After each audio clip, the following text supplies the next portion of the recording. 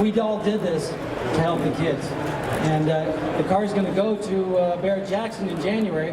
I'm excited to go down there and run her across the auction block. But I got to tell you a little bit of story behind myself and the relationship with WD40. When I was much younger, working with my father in his shop, my grandfather passed away and I inherited his toolbox. And when I got those tools, the first thing I went out and bought was a can of WD-40 and I cleaned them all up. And when I told that story to the people from WD-40, they thought, wow, why don't we get together and do something here?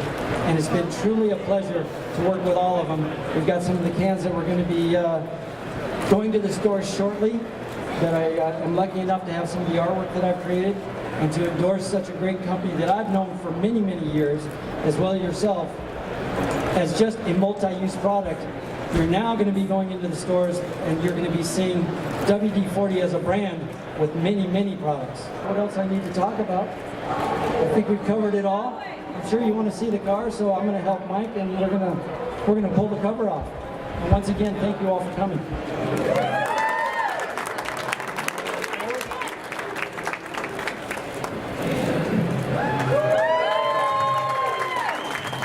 Enjoy the car, and I hope that I get to see all of you at Barrett-Jackson. So, you know, I do a sketch, and the sketch is only a tool to build the car. I make the decisions based on the car. So in the sketch, the rear graphic wasn't the same. I make that determination when I actually get the car to the shop and start laying out what I'm going to do, because I want to see it in 3D. And when I started laying out, I had a couple different ideas, but then I came up with that WD-40 in the center of the American flag kind of icon.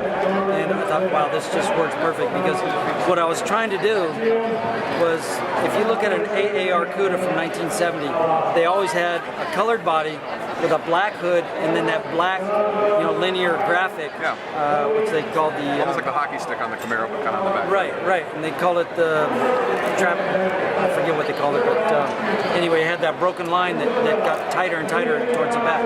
Yeah. Well, I wanted to do a modern version of that, so I did the car black and brought the color over using the WD-40 yellow, but put a pearl into it.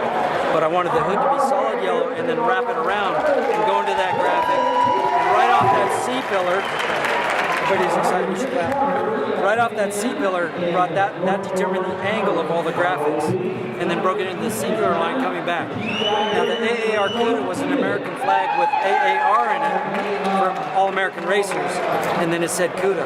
Well, of course I didn't want to use the All-American Racers, but I wanted that same feeling with the Challenger. So I used the American flag and put the WD-40 in it. And I couldn't be happier with the graphic. I think it says everything. There's vintage, because the car is also a retro type design. Of course, it's evolved from the 1970s. Absolutely. And that's what I thought the graphic needed to do too. And I think we're successful. No, absolutely. And hopefully it goes well at Barrett-Jackson. I know you guys have got a lot right now to end. I'm looking forward to going to Barrett-Jackson and meeting the new owner.